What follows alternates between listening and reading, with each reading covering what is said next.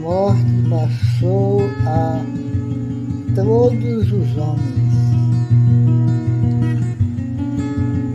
Adão, o primeiro homem, Jesus, o segundo homem, o primeiro Adão e o segundo Adão.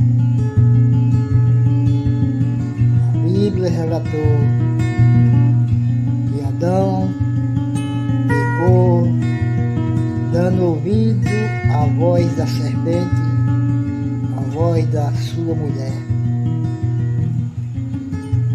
e gerou nele pecado,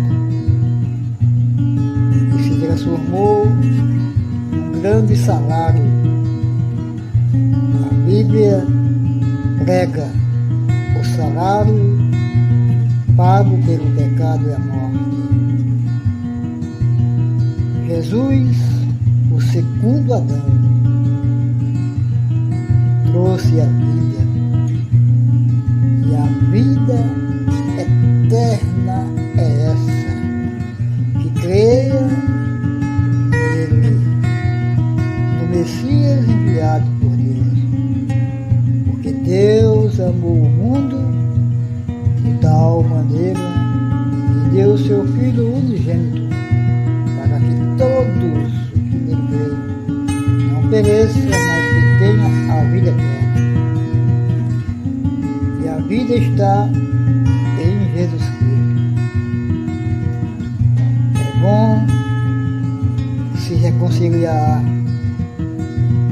com Deus enquanto você está vivo, porque da morte para lá segue-se o juízo, e o juízo de Deus é sem misericórdia. Mas ainda hoje, se ouvirem a sua voz, não endureça o vosso coração, se converta ao Senhor, pois Ele é rico em perdoar. Aleluia. Irmã, para os dias de hoje, para aquilo que o Senhor tem feito acontecer por esse mundo que Ele criou, evidenciando claramente, sim, que a sua verdade não pode ser vista como uma religião, não pode ser ouvida como palavra vã, mas que é, sim, a única fórmula de você viver, a única maneira de você vivenciar os dias. Não existe outra maneira de você viver os seus dias. Não é consultando um psicólogo, um psicanalista, um psiquiatra. É você ouvindo o Criador, aquele que fez o céu e a terra, os mares e tudo que neles há. Você vê um psicólogo realizar alguma maravilha, algum milagre? Você vê algum homem que se diz, sim, guru, alguém, sim, que se diz uma pessoa muito elevada em cultura, realizar alguma obra que prove que Deus está agindo na vida dele? Claro que não. Evidentemente que não. Só aqueles a quem o Senhor atribui, aqueles a quem o Senhor doa o seu Espírito, aqueles que o Senhor reina em suas vidas, e isto que eles realizam é uma prova sine qua non da verdade de Deus que eles estão pregando, a vida divina que foi implantada em suas vidas. Quero chamar a sua atenção para o que diz João. João, o evangelista, no seu evangelho maravilhoso, diga-se de passagem, no capítulo de número 9, no versículo de número 31, ele diz o seguinte: sabemos que Deus não atende a pecadores, mas, pelo contrário, se alguém teme a Deus e pratica a sua palavra, a este atende. Ele não vai atender a qualquer um. Ele não se manifesta por qualquer um. Pastor, talvez você esteja agora até apontando para mim: então, pastor, Não havia nenhuma falha em Paulo, não havia nenhuma falha em Pedro. Ora, todos eram carentes de Deus, mas não confunda com dolo. Não eram dolosos, não eram escravos do pecado, não eram homens sim movidos por sua carne. Eram homens transportados da carne para o espírito, da morte para a vida, das trevas para a luz. Evidentemente que não é um justo sequer. A Bíblia é muito clara. Mas há homens que o Senhor reina em sua vida, muda o seu caminhar e passam a ser sede, casa espiritual do Espírito Santo do Senhor, como Estevão, o diácono Estevão, cheio da graça e do Espírito, operava milagres tremendos. Era por acaso? Não. Olha, cheio da graça. Quero levar você à leitura do livro de Atos, que diz o seguinte: livro de Atos, capítulo de número 6, versículo 8. Estevão, cheio de graça e poder, fazia prodígios e sinais entre o povo. Era alguém que não fazia ou realizava a obra de Deus por palavras somente. Olha o versículo de número 10. Não podiam sobrepor-se à sabedoria e ao espírito com que ele falava. Não era algo de homens o que Estevão realizava, era o Espírito de Deus, como o que Jesus realizava. E olhe que não faltava quem tentasse ofuscar os atos de Jesus. Não faltava quem tentasse mostrar algo diferenciado da realidade. Ele realiza essas obras através, sim, de Satanás, do pai de todos os demônios.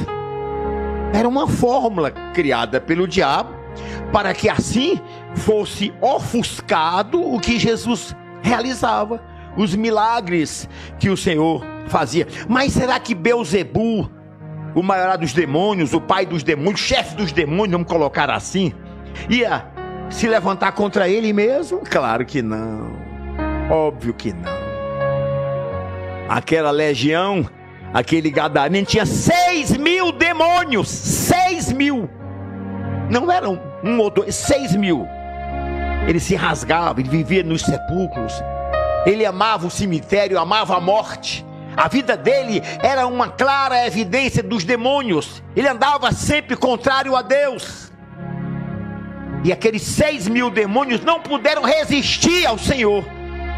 Será que Beelzebu ia se levantar contra aquele que propagava o erro? Claro que não.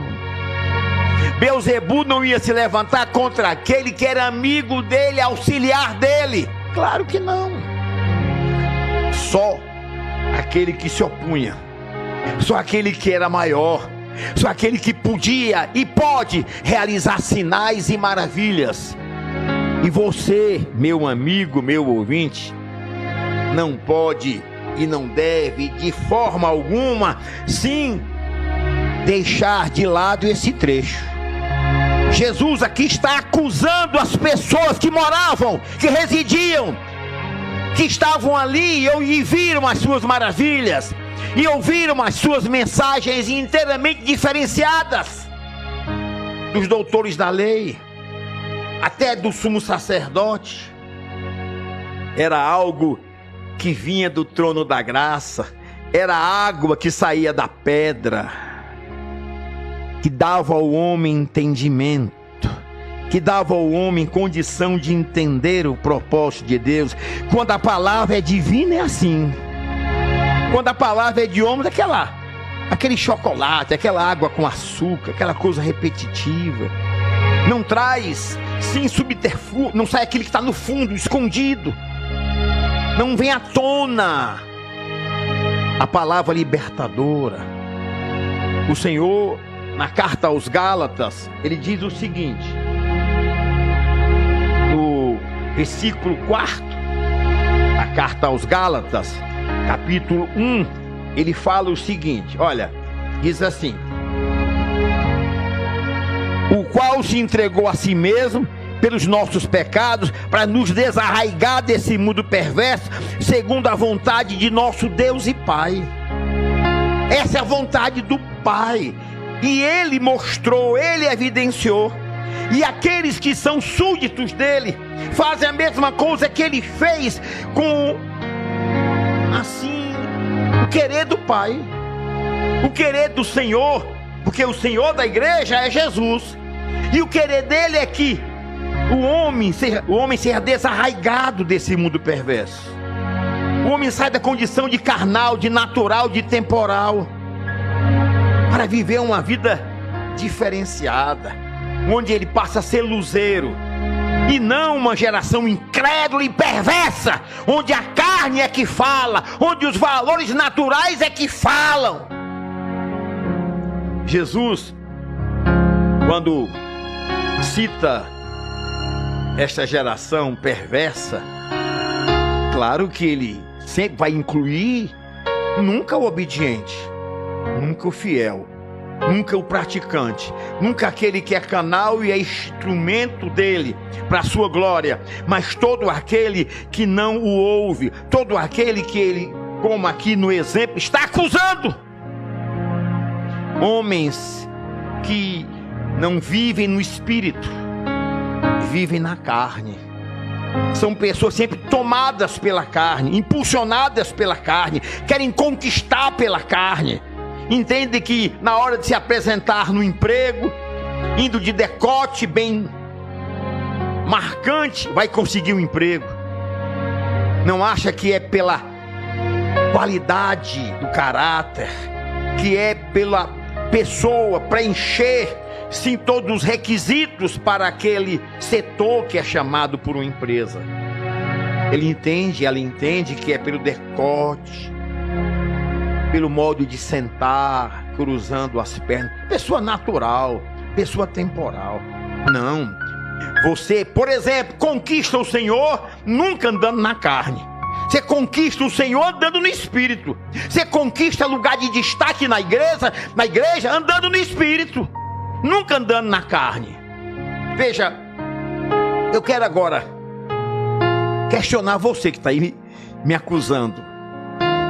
Sim, você está me acusando aí, né? Então, por que Deus não se manifesta por você?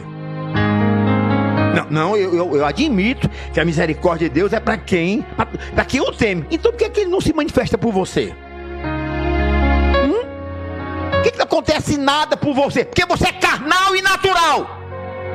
Você não é convertido, você não é alguém que é entregue à pessoa dele. Porque os sinais seguem os que creem. Se você fosse alguém que obedecesse, havia prática, havia conduta, havia espiritualidade, havia por consequência unção, havia um caminhar diferente. E não importa o que você fez ontem, porque o diabo sempre vai acusar, como tenho certeza acusavam Pedro. Eu citei há pouco: tu negou o Senhor 3 vezes, Pedro. Ei, Simão! Mas a sombra dele curava, ele ressuscitava os mortos, ele operava maravilhas. Depois, sim, de ter ele largado aquela postura anterior, ele cresceu, ele deu saltos de qualidade, ele saiu daquele caminhar torto, mesmo que dentro do evangelho, mas sem a prática verdadeira, ou todo o conteúdo necessário.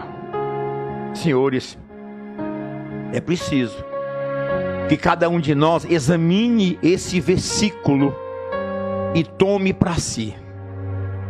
Você que lê a Bíblia, você que ouve a palavra de Deus, você que, por exemplo, está agora comigo nessa live, será que você vai ser dado por inocente?